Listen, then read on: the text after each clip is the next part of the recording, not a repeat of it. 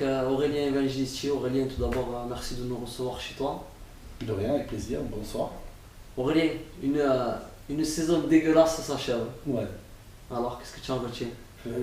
Qu'elle a été particulièrement pénible, qu'elle n'a pas été bonne, réellement. J'ai eu de très grosses douleurs au genou suite à la fracture de l'an passé, tout le début de la saison, pendant un mois, de la JPC le 21 juin.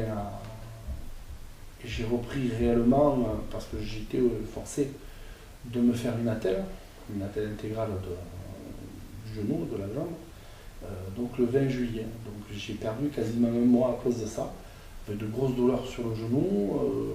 À la Saint-Pierre, j'ai cru que ça s'était recassé. J'ai eu des douleurs j'ai quasiment pas marché pendant une semaine. La semaine d'après, j'ai marché doucement. J'ai même repris les béquilles pendant une paire de jours parce que ça n'allait pas du tout. Et c'est vrai que la telle que j'ai fait faire, elle m'a sauvé, on va dire, la saison parce que je ne me sentais pas de jouter sans ça.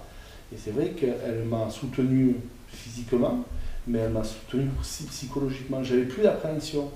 En général, quand je monte sur une barque, je me place en fonction de comment arrive mon adversaire, comment je me sens moi. Bon, là, je me positionnais en fonction du genou, en disant, enfin, si tu fais comme ça, tu vas te mettre en porte-à-faux, c'est dangereux. Et donc, clairement, j'étais vraiment pas à l'aise. Et c'est vrai que donc à partir du 20 juillet à Frontignan, j'ai retrouvé ma sensation, j'ai fait la demi-finale avec Benjamin Arnaud, on a fait le bouquet, on s'est bien envoyés tous les deux. Et c'est vrai que c'est à partir de là que ça a commencé à aller mieux. La lance amicale, je jette Thierry Lognon, qui était très dominateur en ce début de saison. J'arrive à le jeter et de ne pas me ressentir du genou. Donc je me dis, bon, ben voilà, rien n'est perdu, il faut continuer. C'est vrai que c'est arrivé c'est monté crescendo jusqu'au 10 août, où le week-end je gagne les 2 tournois, mais Pablo Agato est à venir. Malheureusement, en finale de l'avenir, on y reviendra j'ai pris un coup de massue sur la tête. On va revenir au tout début de la saison, comme tu l'as dit, le 21 juin, tournoi de la JPCR. Oui. Tu montes sur les planchers, tu affrontes Fabien Rojas, première passe, et tu passes à l'eau de suite. Et je passe à l'eau, et en plus, particulièrement bien. Qu'est-ce qui se passe au niveau de ton esprit à ce moment-là? Il se passe presque rien. Tu t'y attendais en quelque sorte ou pas?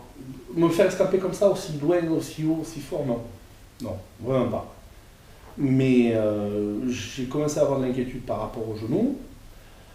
Et je me dis que bon, il va falloir se ressaisir parce que ça va pas aller. Bon, j'ai eu la chance de Fabien, je l'ai recroisé la semaine qui a suivi, je crois, quelques jours après. Donc j'ai réussi cette fois-ci à le jeter, mais c'est vrai que cette première passe, alors après je me suis fait chambrer. Après il faut, quand on veut savoir gagner, il faut aussi savoir perdre. Moi je l'ai pris avec beaucoup de philosophie, beaucoup d'humour. Voilà, c'est juste de jeter les adversaires. Personne n'est invincible. Et voilà, donc il a fallu que je me ressaisisse. Bon, c'est que le premier tournoi de la saison. C'est vrai que c'est un tournoi qui d'habitude me réussit beaucoup. Là, j'ai fait 4 fois. Voilà. Là, d'entrée, je sens que la saison va être plus compliquée que ce que je pensais. Problème de genou, problème psychologique, il va falloir se ressaisir. Bon, après, au fur et à mesure, c'est monté crescendo. Hein. On sentait quand même les 3-4 premiers tournois de la saison, au bord desquels, rien qu'en te voyant, moi personnellement, je sentais que tu n'étais pas bien, que tu avais l'appréhension. Je trouvais que c'était palpable, ça se voyait. Complètement. Moi, je ne me sentais pas bien. Quand je partais de chez moi, je me disais, mais qu'est-ce que je fais là? Je serais pas mieux à rester tranquille là, disons. Psychologiquement, ça n'allait pas, le genou, ça n'allait pas. Et voilà, il a fallu que cette attelle arrive pour qu'elle me soulage physiquement et surtout mentalement. parce que j'avais vraiment pas envie de me refaire mal. Je suis passé, c'est pas passé loin l'an passé, en 2013, parce que j'ai eu donc une fracture du plateau tibial du genou. Ça aurait pu être plus grave. Les ligaments croisés auraient pu lâcher. Les ligaments croisés, c'est 6 mois. C'est une grosse chirurgie, c'est des semaines, voire des mois en centre de rééducation. C'est compliqué à gérer. Et j'y pensais chaque fois. Je me dis, ça relâche. Parce que mon chirurgien m'a dit, tu as eu la chance quand même. Hein. Ça prouve qu'on n'a pas besoin de se faire opérer par des grandes stars de l'Istorie, à Montpellier ou ailleurs. Que nos locaux, Nicolas de Bloch en tête, est vraiment performant. Il m'a dit, je t'ai fait quelque chose d'aussi solide qu'avant.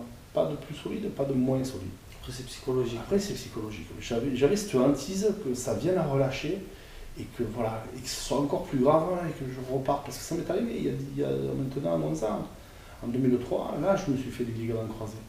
Et ça a été très dur, opération, centre de rééducation. J'avais vraiment pas envie de repartir là-dedans. Et c'est vrai que ça me trottait dans l'esprit. Tu montes progressivement en puissance, tu jettes Thierry Lognos lors d'un tournoi, tu fais un bouquet avec Jean-Louis Montel lors du tournoi des pêcheurs. Tu arrives en finale à Marseillan, où tu t'inclines.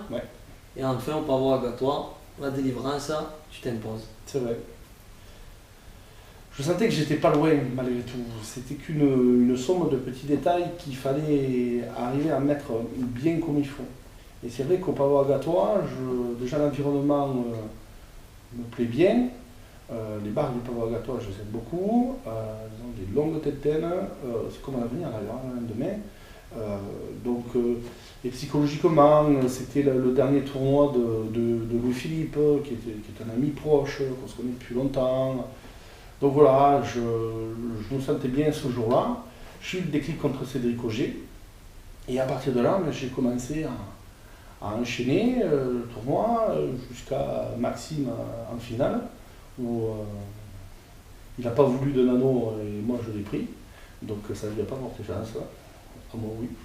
Donc voilà, le Pavot à Gatois se passe bien et un vrai déclic pour moi. Et je me ressens repartir de l'avant et donc on arrive le lendemain à l'avenir. Pareil, là, je me sens bien. Alors l'environnement à venir me plaît aussi, les barques me plaisent beaucoup aussi, la Tintin.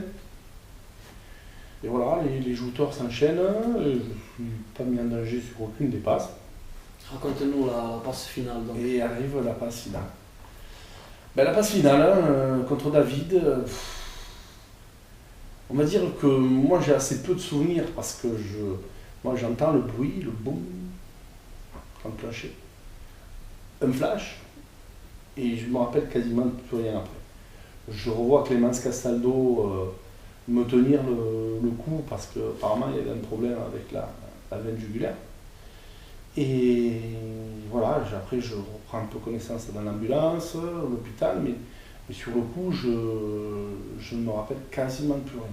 C'est par la suite, en regardant des vidéos, en voyant des photos, en ayant des retours de René Castaldo, qui était on va dire, aux premières loges, que j'ai vraiment pris conscience de la gravité de la chose. Et Maxime Dalmont, qui est un des premiers à être venu me secourir, m'a dit que heureusement que la lance est bien restée plantée dans le pavois, parce que sur un coup comme ça, la lance elle décroche, je la prends dans la figure ou dans le cou, je rassure pas. 5 tonnes, le transfert de charge de la barque, c'est pas possible, quoi. On ne survit pas ça. Donc j'ai eu la chance de ne rien avoir cassé réellement. Après, j'ai mon ostéopathe, Stéphanie, qui a eu beaucoup de boulot pendant une semaine pour me remettre la clavicule, pour me remettre la mâchoire, l'os malaire, et tous les os du crâne, le pariétal, le temporal, le cervical, tout avait bougé. Est-ce que tu te voyais 15 jours après participer à Saint-Louis ? Sur la première semaine, non. La première semaine, non, parce que j'avais très mal à la tête, j'avais des vertiges, j'avais des nausées, je me sentais vraiment pas bien. Et c'est à partir des premières séances d'ostéo que j'ai commencé un peu à aller un peu mieux, que le liquide céphalorachidien commençait à mieux circuler au niveau de la boîte crânienne et de la moelle épinière. Donc j'ai commencé à avoir un peu moins de vertige. Mais j'ai participé à la Saint-Louis, mais je savais que je n'irais pas loin, parce que j'étais pas bien, parce que inconsciemment il y avait toujours une crainte, parce que je n'avais pas rajouté depuis cet accident. Le tournoi d'après que j'ai fait après la Saint-Louis s'est beaucoup mieux passé, pourtant il n'était que 5 jours après. Et l'aspect psychologique a marché énormément. Et c'est vrai que, en plus, la première passe, Jonathan Moyer le prend en plein dans le bide, je ne savais plus où j'habitais. Donc, ouais, j'ai fait la Saint-Louis. À propos de cette première passe, est-ce que tu ne penses pas que le jury s'est trompé au niveau de sa décision? Ça arrive. Joker. Ok. Comme pour le coup de la finale de l'avenir, j'ai tout entendu. Il a fait exprès, il n'a pas fait exprès, c'est un accident, c'est machin. Bon. Dans ton opinion, tu la gardes? Ouais. Okay. Parce que bon, j'étais branlé avec ça, réellement. Réellement, et surtout après, quand on me dit, ouais, ça. Bon. Donc bon, c'est passé, je suis toujours vivant, je suis toujours entier. Pas de séquelles, je crois pas. Mais bon, j'ai quand même eu le protocole commotion cérébrale, donc c'est pas... Des coups comme ça, faut pas en prendre souvent sur la tête, parce qu'après les séquelles peuvent être dramatiques. Tu deviens malgré toutes ces épreuves champion de Ligue pour la 10e fois, c'est ça? 10 fois, c'est énorme. Tu dis toi-même que c'est un peu un coup de chance en quelque sorte grâce à la blessure de Thierry Lognos, enfin à cause de la blessure de Thierry Lognos pour lui. Si tu avais une seule chose à retenir de ta saison, ça serait quoi en termes positifs? Le record de Claude Massias? Ouais. Parce que dans le subconscient, je reste convaincu que cette timbale-là, elle m'a poursuivi toute la saison. Ça t'a mis la pression? Ouais, ça m'a mobilisé. Je me suis dit, tu ne vas pas y arriver, t'as le genou qui ne suit pas, tu te fais assommer le coup d'après. Ça m'a poursuivi pendant toute la saison. Et en fait de compte, c'est arrivé quand je m'entendais moins.